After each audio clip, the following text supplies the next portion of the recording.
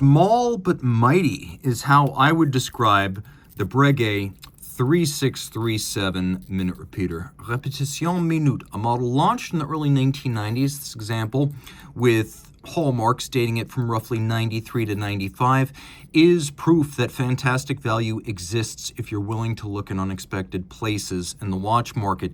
In yellow gold, the watch in my hand, 37 millimeters in diameter, 11.7 millimeters thick, 44.6 from lug to lug. It's got an 18 millimeter spacing between the lugs. And you can see the early hallmark, the pre-August 1st, 1995 hallmark between the lugs. That's how I can date this so confidently. Thrown it on my wrist. Remember, the strap is tight. It's not broken in. It's compressing my skin a little bit. But this watch will wear beautifully on a wrist as small as 13.5 centimeters circumference. So if you want the ultimate power watch for him and for her, you can't go wrong with this. A watch that has a lot to love inside and out. It's no shame that you can't see the movement on the dial side because the dial is so charismatic. And on my 16 centimeter circumference wrist, be advised, it's under 12 millimeters thick. It will easily slide under a cuff. It's thinner than you think. Now, the watch features a strap that's considerably more modern than the timepiece itself. We have medium rectangular symmetrical scale alligator leather, matte finish, reddish brown. There's a little bit of bolstering or stuffing to give volume to the strap. You can see it has a monotone stitch and a folded edge. We have calfskin on the bottom, a Breguet factory strap in excellent condition. You can see on the top here, no crimping, no gouging. We have a matching Breguet pin buckle, and note that the pin buckle is fixed by screws and bars, and that it too is a period piece with the Helvetic head hallmark that you would have seen on a precious metal gold Swiss watch prior to August 1st, 1995. Now, the strap is held to the buckle by a screw, and it's held to the case using screws as well. So screws and bars, a little bit more expensive and time-consuming to fit than spring bars, but also less susceptible to inadvertent release and danger and disastrous accidents, which I've seen with spring bars. Screws and bars is the right way to do this, and it's the way Breguet did it. Now, the coining is cold rolled, and then the case is hand finished in a jig to give it this lovely coined case band all the way around. The lugs are welded on, and then a file is used to remove the gathered material from the weld, so you get this super sharp break between case band and lug. You can see this little kerf under the crown, so you can more easily dig your nail in to pull the crown and set the watch. And then on the dial side, a solid gold dial, not just hand guilloche, but at least 6 distinct cuts by the lathe. Both a straight line machine and a rose lathe would have been used. 2 different machines to cut this solid gold dial, which would then be galvanized silver to produce what you see here. Guilloche main, hand guilloche.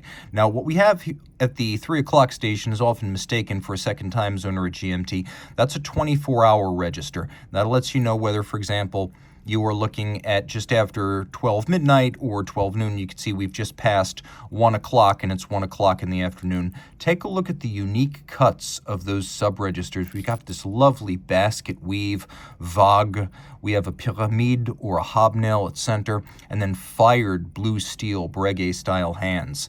The watch features a movement that, as is often the case with modern-era Breguet watches, is based on a La Manna Abauche, the 399, albeit highly decorated and prepared for a Breguet application. So you can see caliber 567 is the Breguet nomenclature, manual wind, 40-hour power reserve, 2.5 hertz beat rate. It has 30 pivot jewels. It has a superlative 5-position adjustment. That is the high horology and chronometer standard. That slow beating balance does so on a hand-formed Breguet overcoil, so it will breathe concentrically in any physical orientation with respect to gravity. As with most traditional minute repeaters, this one is not water resistant. Humidity and dust protection only. Do not get it wet. And although the movement is not ancient, it is designed with an architecture that is very traditional. So we have a vibrating anchor style regulator, which I actually find to be one of the quietest I've encountered. It really is very silent. It's just under my finger. It has its own little bridge. You can see we have the 2 black polished steel strikers drawn to points, beveled on their sides, mirror finished on their top. We have the gongs around the circumference of the movement, a very traditional center wheel architecture with old school finger bridges down to the escape wheel. And if you look carefully, you can see how the click works here. The click is both a click spring and a click anchor to prevent the mainspring barrel from running backwards, and you can see it's very similar to the style used famously in the modern era by movements created in La Fabrique du Temps, Louis Vuitton, including many Laurent Ferrier calibers. Now, the stripes are lush, lovely, and luminous. The bevels are world-class, as good gets. You can also see that we've got many sharp interior angles where bevels are drawn to sharp inward points, particularly over the center wheel. We get very deep and sharply drawn bevels. You can also see these lovely, super broad mirrored bevels inside the jewel sinks for a partridge eye effect. Engine turning on the base plate, you can see quite a bit of freehand engraving on this movement on the bridges as well as the base plate. Screw heads are mirror polished with chamfered slots in circumference, and then there's engine turning on the base plate across many different locations and several different sizes. And this is a watch for the ages, but it's also something that, due to the peculiarities of social media and the obsessions of the wristwatch internet, still remains a good value and sort of an undiscovered, not a diamond in the rough, but a genuine, flawless diamond that's simply lost in a junk drawer somewhere. This is a watch whose time is waiting to come.